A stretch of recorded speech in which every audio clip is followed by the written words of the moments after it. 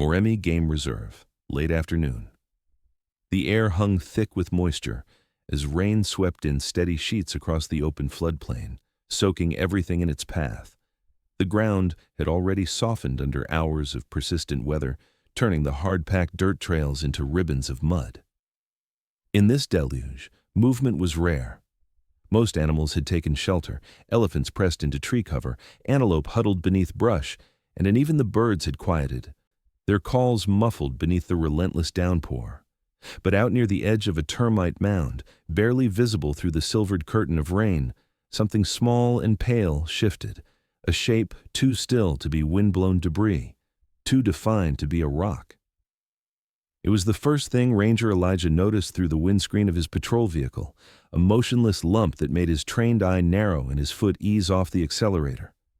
He brought the truck to a quiet stop, left the engine running, and stepped out, boots sinking slightly into the soggy earth as he approached. There was no noise beyond the hiss of rain, no rustle of leaves, no animal cry. Just that small shape, curled tightly as if bracing against the world. As he neared, the shape resolved into a lion cub, no older than a few weeks, thin-bodied and drenched, its fur clinging tightly to its frame. The cub was slumped beside the side of the mound, legs drawn under, eyes partly closed. Its small head lowered close to the earth. Its breathing was shallow and uneven, its chest rising in short, halting jerks, and its mouth moved as if trying to form a cry but not finding the strength. Elijah had seen abandonment before. He had also seen the aftermath of predator raids, infighting among prides, and the disoriented wanderings of cubs separated during storms. But this cub did not look like it had simply wandered. It was too still, too weak, too quiet. He crouched slowly a few feet away, hands resting lightly on his knees, and studied the small body. The cub did not flinch, did not retreat, and did not growl. It turned its head fractionally toward him, blinking water from its lashes, and then looked down again. That gesture alone said everything. It had no strength left to fear him. Its belly was hollow, skin tight along its sides, and its back legs gave an occasional twitch, either from cold or cramping. No fresh wounds were visible, but its paws were scraped and raw, suggesting it had traveled some distance before stopping here, too exhausted to go on. Elijah scanned the horizon carefully. If a mother were nearby, she would not let her cub remain unguarded this long, and she certainly wouldn't tolerate a human presence. But there was nothing. No movement in the trees, no shadows on the rise, no flicker of tawny fur through the misted plain. It had been alone for too long. Rain flattened the grasses around them, making tracking impossible. Whatever had happened to its pride, an attack, a panic, or worse, had left this one behind, and the storm had erased all signs of how. Elijah reached slowly into the pouch at his side and pulled out the emergency blanket, one designed for quick warmth in rescues like this. It was soft, thin, and dry despite the weather, protected inside layers of plastic. He waited a few more seconds before gently laying it over his knees, letting the cub see the motion without reacting. Still no movement from the animal. He pressed the button on his shoulder radio and spoke quietly, not lifting his eyes from the cub. One lion cub, very young, alone, no adult in sight, possibly abandoned. His voice carried calm, as always. Noise startled animals. Even those too tired to run could spiral into distress if voices rose too loud, too fast. A soft crackle responded in his earpiece. His team was 20 minutes away. The cub shifted slightly at the sound, its ears flicking once before drooping again. Elijah inched closer, but didn't touch it. Instead, he angled his body to shield it from the worst of the rain, letting his coat take the brunt of the water. For several minutes, nothing happened. Just the quiet rhythm of its breath. Inhale, pause, shallow exhale. The kind of breath that spoke of survival, just barely holding on. Then a soft sound, barely more than a whisper, rose from the cub's throat. A strained mewl that broke halfway through. It wasn't a call for help. It wasn't even full strength.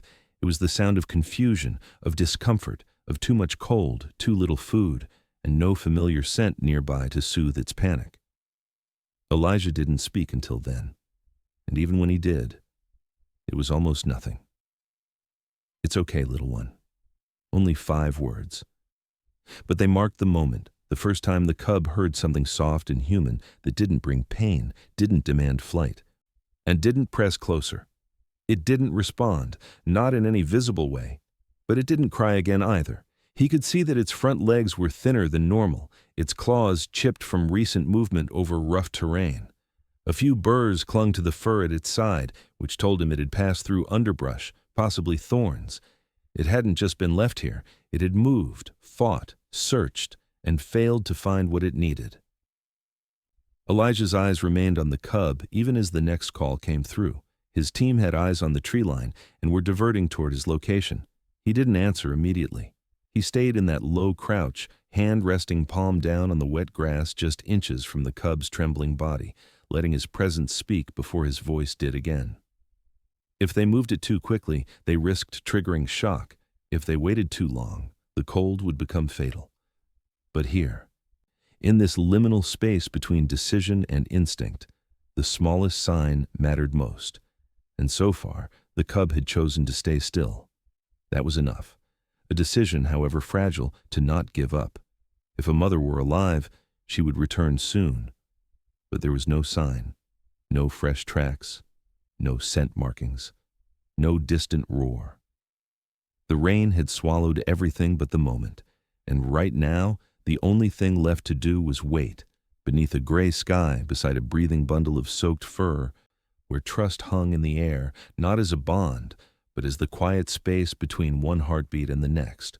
The rain had softened to a misty curtain by the time the rest of the team arrived, the floodplain quiet except for the low murmur of an idling engine and the occasional distant call of a wetland bird.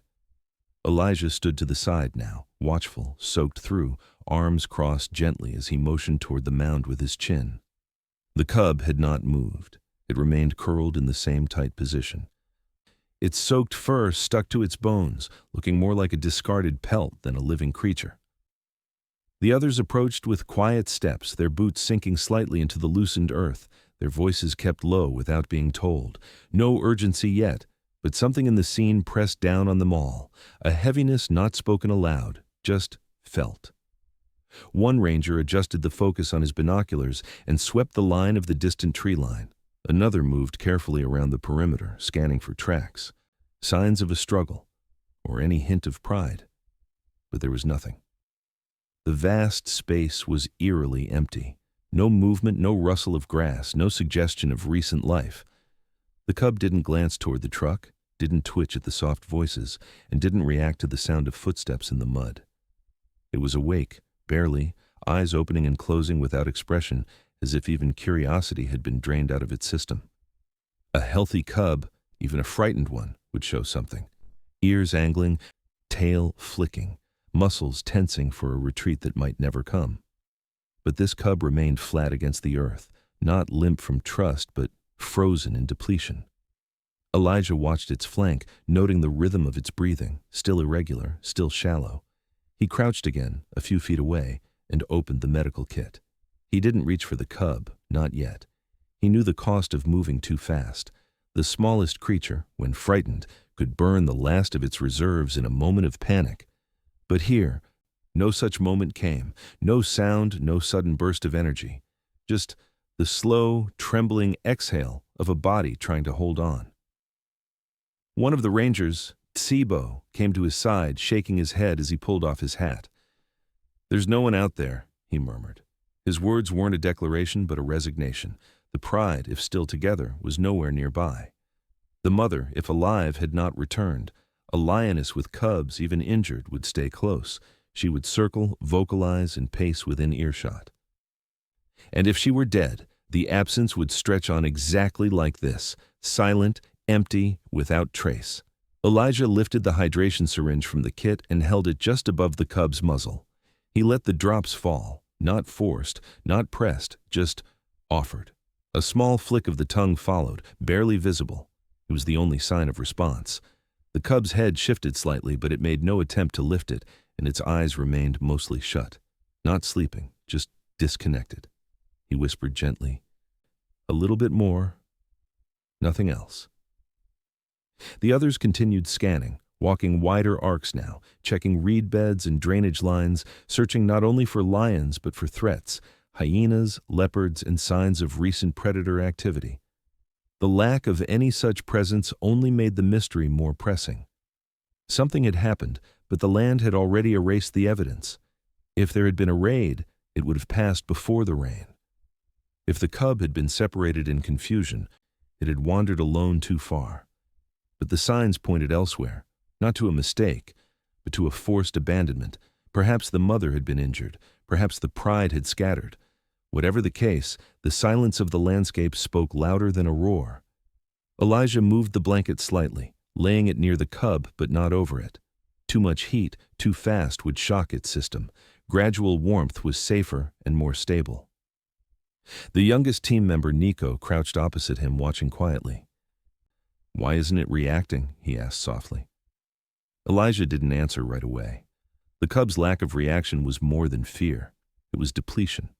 The kind that crept in quietly after hours of exposure, after long disorientation, after the absence of a mother's body heat and protection.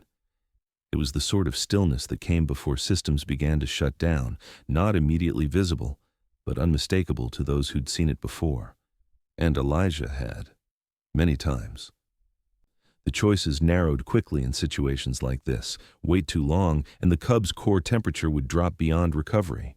Act too soon, and they risked removing it from an area where the mother might still return.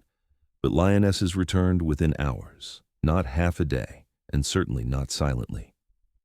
As the wind shifted, not a single scent trail crossed the air. No paw prints were found, no dung, no blood. The pride was gone or dead or too far to matter now. Elijah turned to Sabo. "We move it, carefully." The others nodded, the call accepted without debate. They had protocols.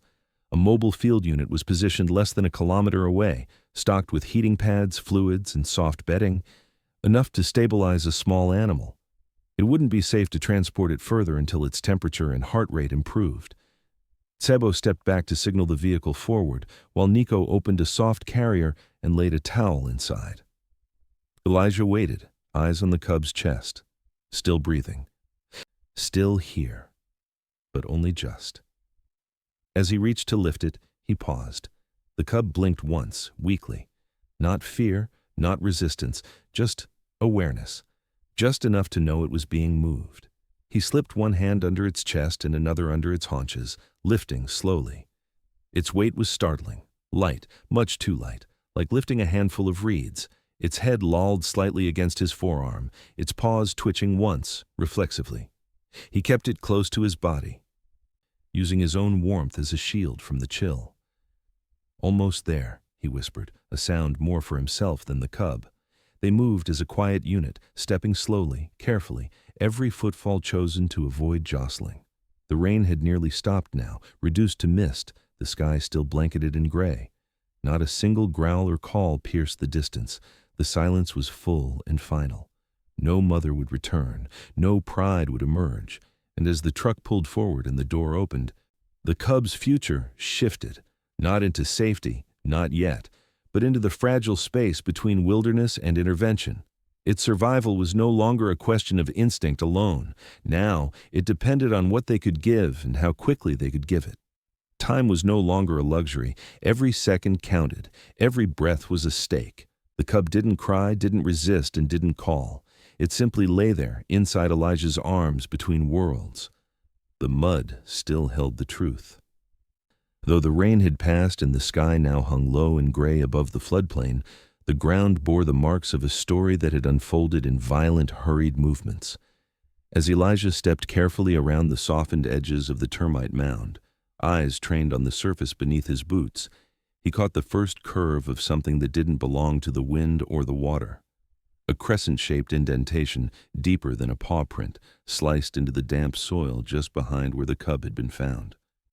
He lowered himself slowly, fingers hovering above the gouge, and saw the second mark to the left, parallel, equally deep, suggesting more than just a passing footfall. Behind him, the other two rangers fanned out in practiced silence, their gaze sweeping the horizon and the nearby brush, each of them following instinct as much as protocol. It didn't take long for more signs to emerge, Claw marks, 5 of them fanned in an arc, tore through a patch of flattened grass. A few feet beyond that, a single paw print, larger and heavier than the cub's, pressed cleanly into the mud before trailing off into a blur of smeared impressions. The pattern was inconsistent. The distance between some prints suggested a burst of speed, others a sudden stop or pivot. They weren't the steady, deliberate tracks of a moving pride. These were frantic, scattered, some too close together, some overlapping. A struggle had taken place here, recent, chaotic, and fierce enough to disturb everything in a 20-meter radius. The soil told the story plainly to those who knew how to read it. One section revealed multiple paw impressions clustered tightly, facing different directions. Elijah studied the angles and spacing. This had been a physical confrontation, not a play fight between cubs, not a lioness disciplining her young. Something larger had moved into this space, likely fast, likely unexpected, and the pride had fractured around it. The presence of claw slashes suggested active defense. These were not from retreat.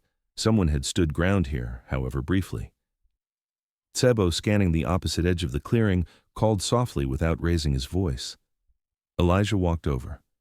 There, between 2 flattened bushes, was the drag mark.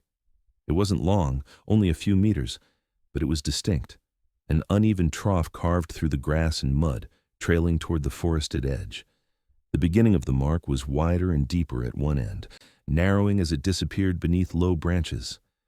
Something had been pulled or carried, possibly a body, possibly a cub, possibly the mother, injured and fleeing with what strength remained.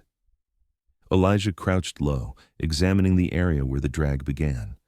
On a small twig, barely holding on, was a tuft of light fur caught in the bark. Not the deep gold of an adult coat, but the soft, pale undercoat typical of very young lions. The blood was gone, if there had been any. Rain had done its work. But this, too, had survived. Nico, quiet until now, pointed to another set of tracks just beyond the drag mark. Larger paws, spaced wide, pressed with weight, likely a lioness. The depth suggested strain, either from injury or from carrying something heavy. They followed the trail a few meters into the trees before it vanished, lost in a rocky outcrop and underbrush thick with moisture.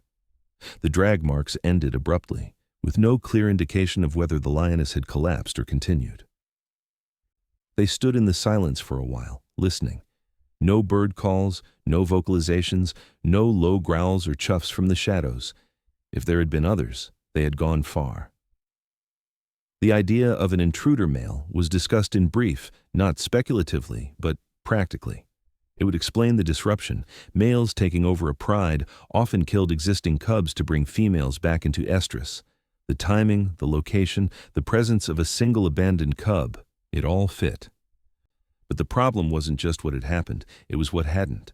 No other cubs had been found. No lioness had returned. No calls echoed across the plain. No vultures circled as they would if a kill had been made nearby. It was as if everything had been swallowed. Elijah stood in the middle of the clearing again and looked down at the marks now fading as the wind dried the surface. This was the final record of a moment already gone. Without intervention, it would disappear entirely. But the questions remained. Has the mother survived? Was the drag mark a desperate attempt to save one cub while another was left behind? Or had it been a retreat, a wounded lioness trying to escape with her life, unable to carry both young? And if she had lived, why hadn't she come back?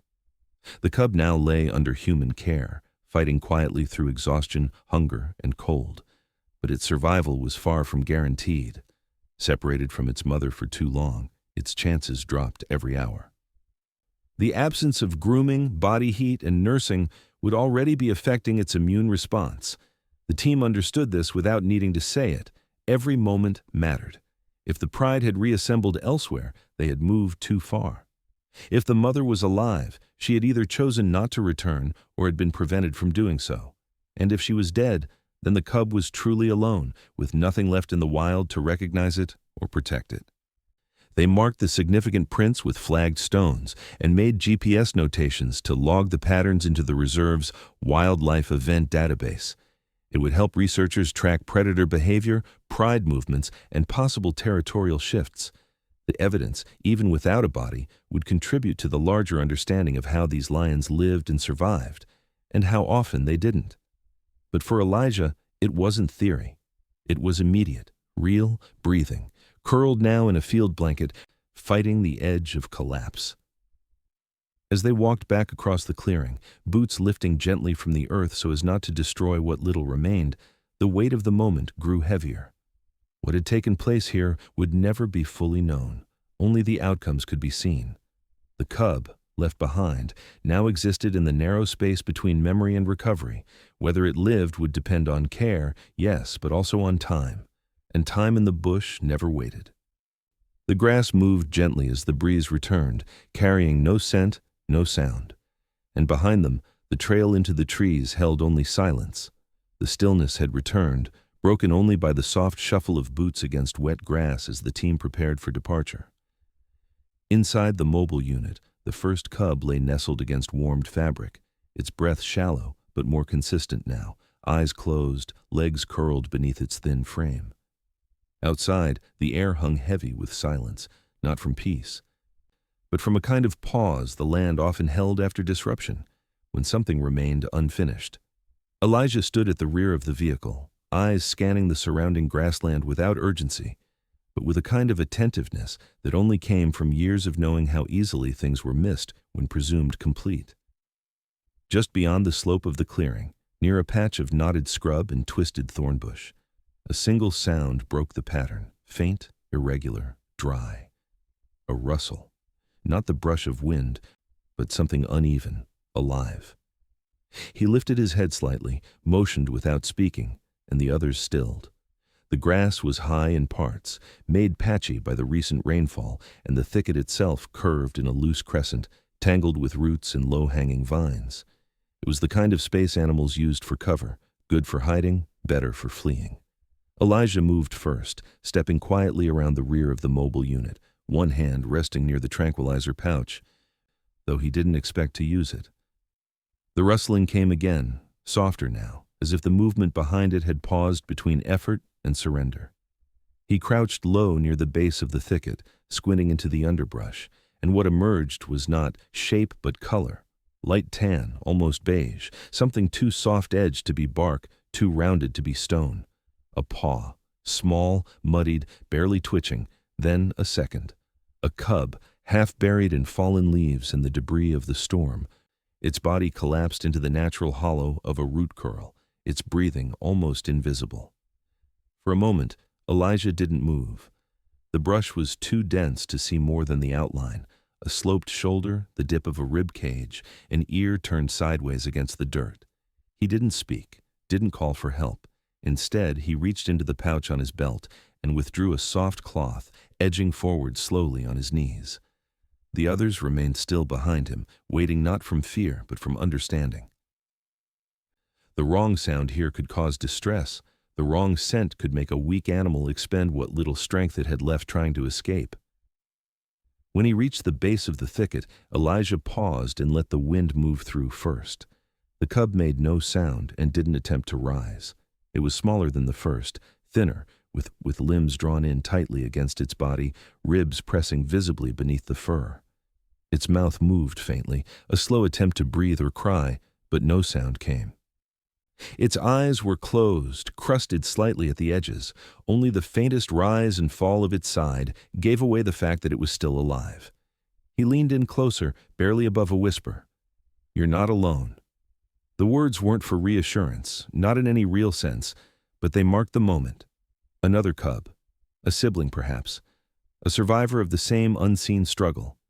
And with its discovery came a new shift in urgency. They had planned for one. One cub to stabilize, one set of vitals to monitor, one transport protocol. Now there were two, and this one teetered closer to the edge. Elijah motioned gently with one hand, and Sebo approached with a carrier and second cloth wrap. They didn't lift the cub right away. They checked first, breathing, eye reflex, and response to touch. The body gave little in return. It was in that state beyond exhaustion, where even instinct had gone quiet. But the heart was still beating. That was enough. Carefully, with practiced steadiness, they wrapped the cub and brought it out from the thicket's hold, its body folding slightly in the cloth as if even being touched was too much to process. The first cub, inside the unit, stirred faintly as the second was brought in, its head rising for just a moment before lowering again. No sound passed between them, no recognition, but they lay within a short distance of one another now, two small lives suspended in that fragile place between wild fate and human care. Elijah knelt beside them, his hand resting lightly near the edge of the carrier, not touching either one, simply marking his presence in the space. Two cubs meant a longer recovery and in more complex decisions. If the mother had carried one while the other hid, it would have changed the understanding of what had happened in the clearing. It suggested not a full abandonment, but a partial attempt to protect. One cub taken, one left. Or perhaps one had collapsed and the other had simply wandered. Either way, the stakes had doubled, and so had the responsibility. What they did next would determine the outcome of more than just a rescue. It would shape the future of two young lions who had already seen more rupture than most survived. The vehicle door closed gently behind them, sealing in the warmth, the hum of heat pads beginning to spread beneath the carriers. Outside, the wind moved lightly across the clearing, brushing through the tall grass in slow waves. From the trees beyond, there was still no sound, no return, no warning, just the soft presence of the landscape holding what remained, two cubs, not one, both alive, for now, and somewhere, just out of reach, the storm that had scattered their world continued on, unseen. Inside the mobile unit, the warmth began to settle around the bodies of the two cubs, faint and slow like the first embers of a fire coaxed from damp wood. The second cub lay tucked gently into the far corner, its frame even smaller than the first. Limbs pulled in tightly, breath uneven and barely audible above the hum of the generator. Elijah knelt beside the crate, eyes fixed on the swelling just above the left hind leg, an unnatural bulge beneath the skin, taut and discolored. The fur around it had been disturbed, matted with dried mud and faint traces of blood that the rain hadn't fully washed away. Around the back of the neck, two shallow punctures glistened in the light, clean but raw, unmistakable signs of a bite, possibly hyena. Possibly another lion in the chaos. Not deep enough to have broken muscle, but enough to show that this cub had been caught and released or left behind during the scramble. Either way, it had survived something close and brutal. Tsebo leaned in gently, checking the cub's gum color and heart rate while Nico hovered with a saline flush. The cub didn't resist the handling. Its body remained slack, the only motion a small, reflexive jerk when fluid touched its leg. That response, though small, mattered. Stillness could mean strength in the wild, but here it was weakness, a silence born of trauma, not caution. The room was quiet, heavy with the weight of decision. They all knew what was at stake. The swelling in the leg, if left untreated, could turn septic. The bite wounds would invite infection. Without fluids and careful temperature regulation, the cub would likely drift into irreversible shock. And yet, despite all of it, there was still the matter of waiting. Of the possibility, remote now, but present, that the mother might return. Protocols often asked for patience. Rangers weren't meant to separate families unless survival demanded it, but here, that line blurred. The storm had passed and hours had moved since the first cub was discovered. The drag marks and scattered prints painted a story of disruption, but not conclusion. If the mother had survived, if she were capable, she would have come by now, and yet she hadn't. That absence deepened the silence. Elijah wiped his hands slowly on a towel, eyes fixed on the rise and fall of the smaller cub's side. His voice, when it came, was measured. "We'll begin treatment. No more waiting." It wasn't a dramatic declaration, just a quiet shift in course. The others didn't object. Nico prepared the antibiotic injection while Tsebo positioned a sterile pad beneath the cub's swollen leg. The bite wounds were flushed gently, the skin tender but intact. Every action was done with the calm rhythm of practiced care, but none of it felt routine. Each touch carried weight, not only of what needed doing, but also of the small, unspoken acknowledgement that even now, even with everything in motion, the cub might not make it. Survival was not guaranteed, Intervention bought time, not certainty. The first cub stirred faintly as the second was treated, its eyes fluttering open for a brief moment before slipping shut again. It didn't move toward the other, didn't call, but its head tilted slightly, as if aware of something near. No sound passed between them. No recognition, but no fear either. Just the quiet presence of another small body nearby, breathing.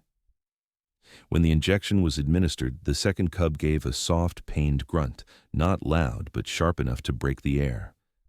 Elijah placed a hand gently near its side, not touching, but anchoring. The cub didn't cry again. It simply lay there, its ears twitching once before going still. Outside, the light had shifted into early dusk, the cloud cover thinning as streaks of soft gold edged through the gray. Grass beyond the window moved gently in the wind, and still no sound came from the tree line. No distant call, no returning figure. The team had stopped looking for her now. Their energy had turned inward, focused on what could be done with what they had. The choice had been made. The rescue was no longer partial. It was full.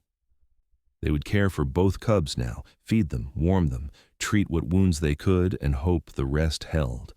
Releasing them back would be a decision for much later, if they survived the night, the week, the critical hours ahead.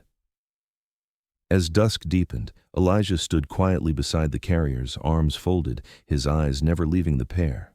Inside, the cub with the injured leg had curled slightly onto its uninjured side, breathing still shallow but steady. The other remained still. Yet its flank moved with a calm that hadn't been there hours before. Two small lives now rested in their hands, not because they had planned it, but because the land had forced it.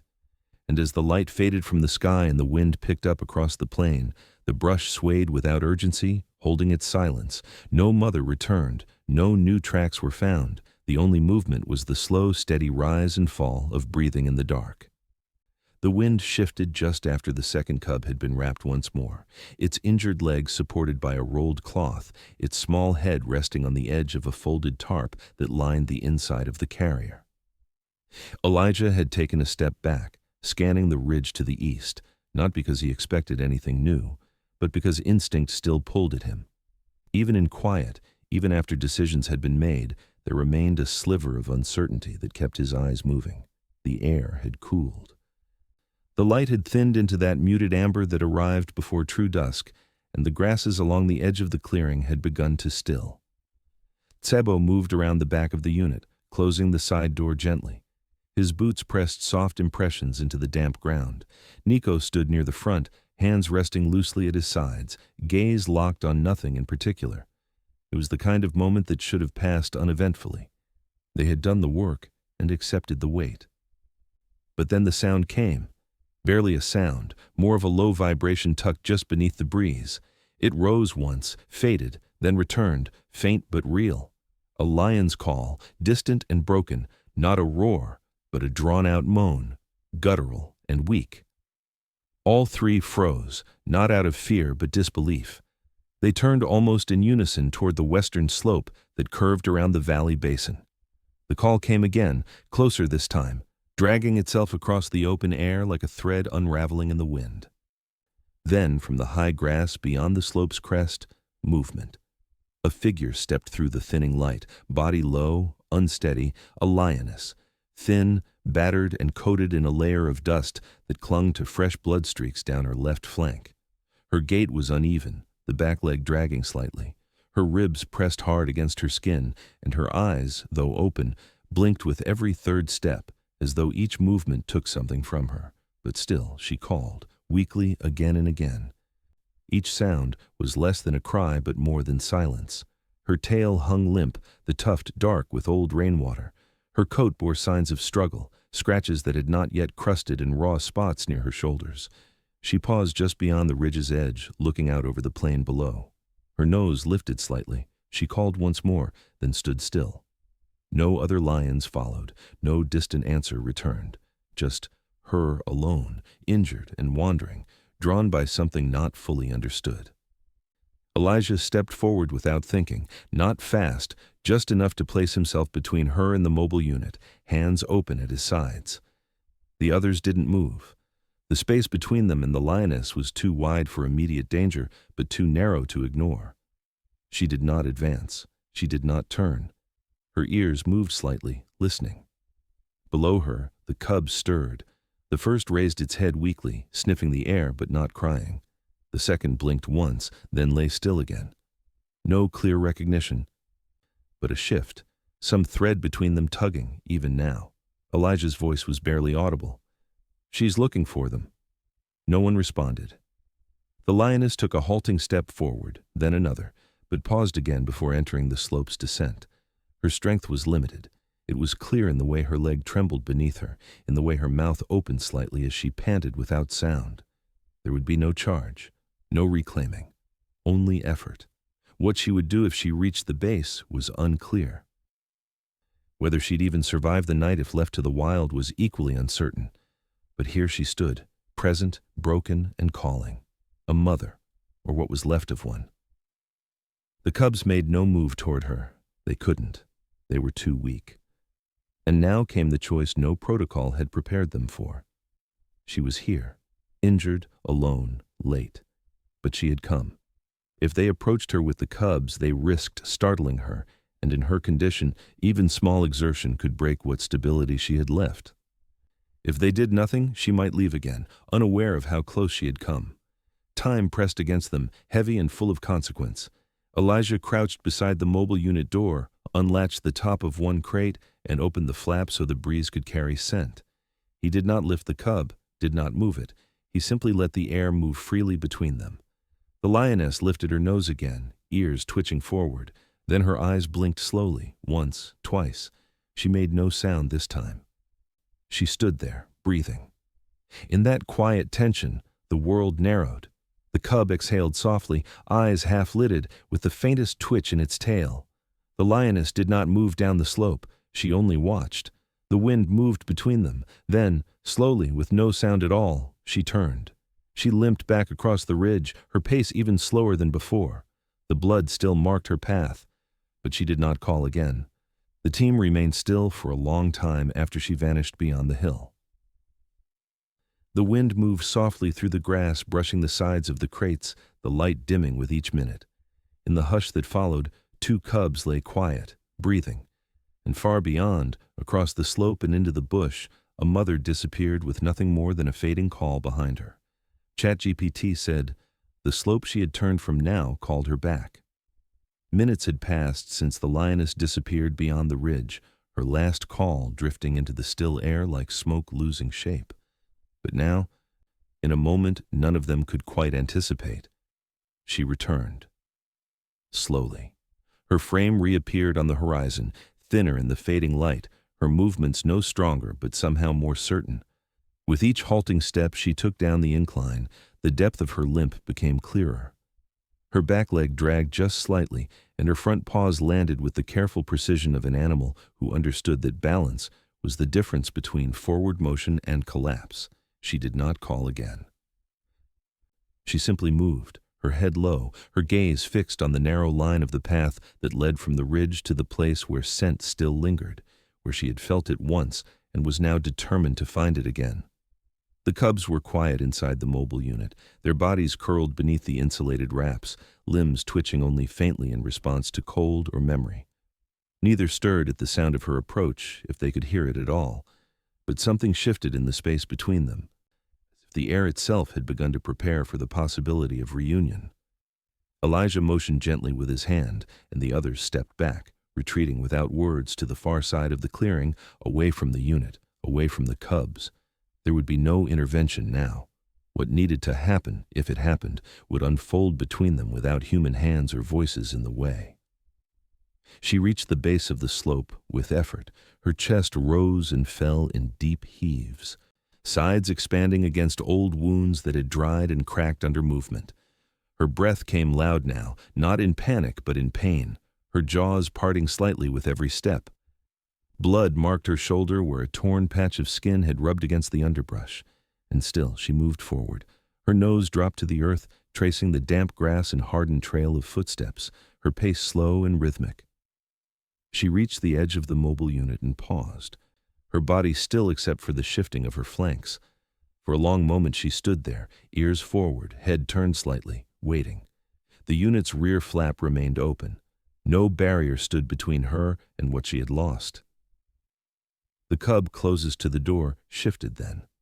It was not dramatic. A simple twitch of the head, a brief tilt of the chin toward the open air. A faint whimper followed, so quiet it might have been a breath. The lioness inched forward, paws pressing softly into the mud, and lowered her head into the entrance.